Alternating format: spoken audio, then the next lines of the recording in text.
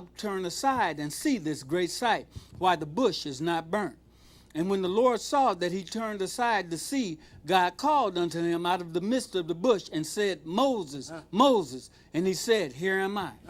And he said, Draw not nigh hither, put off thy shoes from off thy feet, for the place whereon thou standest is holy ground.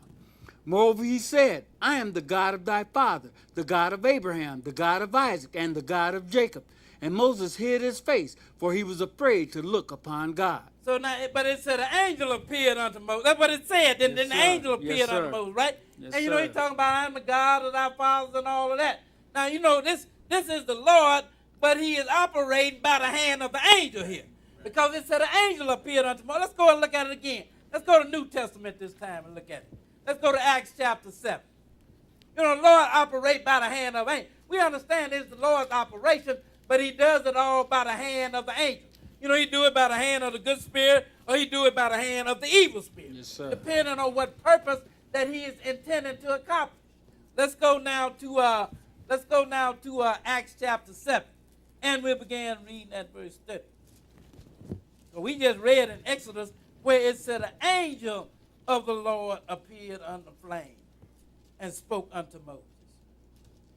Acts chapter 7, and we're going to begin reading at verse 30. Acts 7, and we're going to pick it up at verse 30. Acts 7 and verse 30. The Lord deal by the hand of his angels, but sometimes the book read as though it's the Lord actually doing it himself. But we just read where the angel appeared unto Moses and spoke to him from the burning bush. Let's read it again. This time we're going to read it from the New Testament. Let's go to Acts chapter 7, and we'll begin reading at verse 30. Acts 7, and we'll pick it up at verse 30. Okay, go ahead and read, brother. And when 40 years were expired, there appeared to him in the wilderness of Mount Sinai an angel of the Lord in a flame of fire in a bush. Now, we're reading about what we just read about over there in Exodus. And it's talking about when the angel appeared unto Moses. After 40 years had expired, the angel, he appeared unto Moses, because Moses had to flee Egypt. Then he was with Jethro some 40 years. Then the Lord commissioned him to go and deliver the children of Israel. So the Lord sent the angel to Moses to give Moses the message as to what he wanted Moses to do. Go ahead and read on. When Moses saw it, he wondered at the sight. Uh-huh. And as he drew near to behold it, the voice of the Lord came unto him, Go ahead. saying, I am the God of thy fathers, the God of Abraham, and the God of Isaac, and the God of Jacob. So now, who is it that's doing the speaking here? It is the angel, right? But he is speaking as though he is the Lord here, because the Lord used the angel to carry out his operation. But clearly it is the angel, and we read that in Exodus, didn't we? And now here we are, we reading it again. Yes, but sir. it is the Lord, he is dealing, but he is doing it by the hand of the angel. So now the angel spoke unto Moses. Go ahead and read on. Then Moses trembled, and durst not behold. Go ahead. Then said the Lord to him, Put off thy shoes from thy feet, for the place where thou standest is holy ground. Go ahead. I have seen the affliction of my people which is in Egypt, and I have heard their groaning, and am come down to deliver them. And now come, I will send thee into Egypt.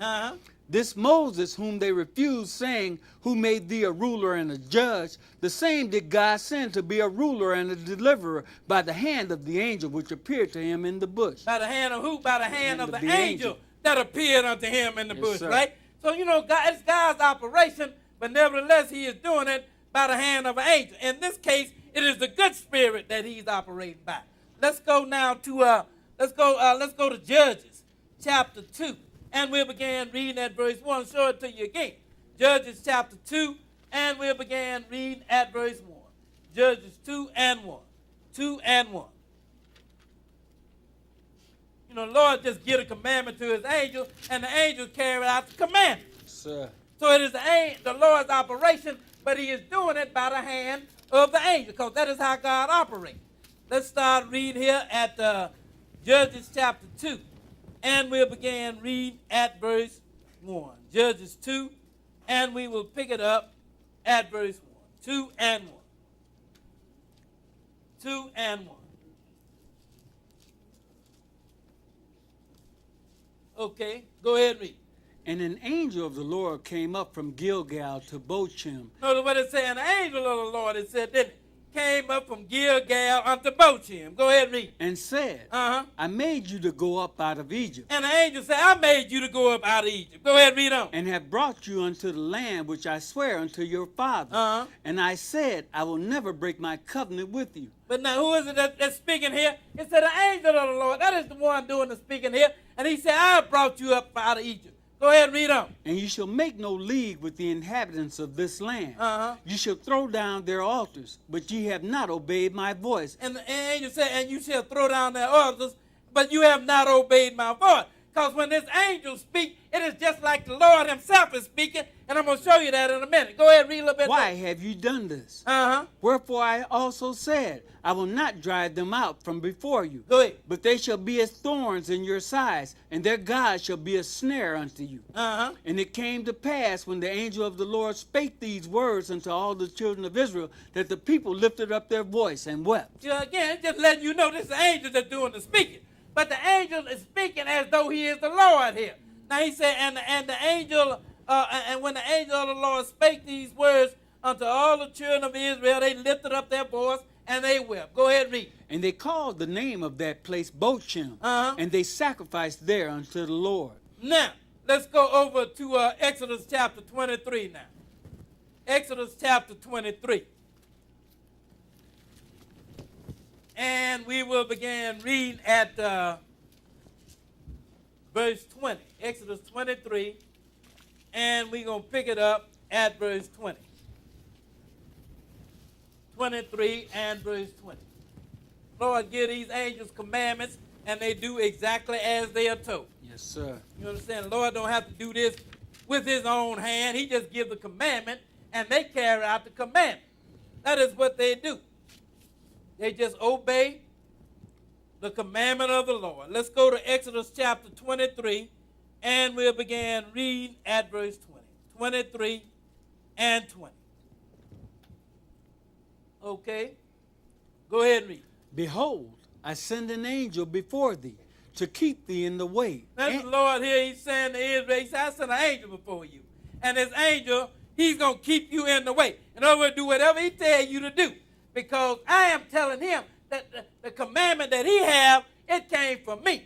So when this angel speaks, it is just like I am speaking. Go ahead and read on. And to bring thee into the place which I have prepared. Now send this angel before you to keep you in the way and to bring you into the place that I have prepared. Go ahead and read on. Beware of him. Go ahead. And obey his voice. Now he say you beware of this angel and you obey his voice. Go ahead and read. Provoke him not, And don't provoke him. Go ahead. for he will not pardon your transgressions. Because he will not pardon your transgression. Go ahead and read. For my name is in him. The Lord said, for my name is in him. In other words, when this angel speaks, it is just like I am speaking to you. So now don't provoke this angel, because he ain't going to pardon your transgression. My name is in this angel. That's why when the angel speaks, he always speaks as though the Lord himself is speaking. Yes, sir. Because the Lord, the book said over and over again that it was the angel that was speaking to the people, right? But we find out really it was the angel that was speaking, but all the angel was doing was carrying out the commandment of the Lord. Let's go further. Let's go now to Acts chapter 8, and we're gonna pick it up at verse 26. Acts 8 and 26. For this lesson over, we're gonna show you even when the Lord take the people to the wilderness, he's still gonna have the angels there. Sir. Acts chapter 8, and we'll begin reading at verse 26. Acts 8, and we'll pick it up at verse 26. 8 and 26. 8 and 26.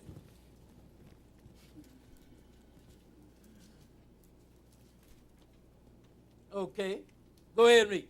And the angel of the Lord spake unto Philip, saying, Uh-huh. Arise and go toward the south unto the way that goeth down from Jerusalem unto Gaza, which is desert.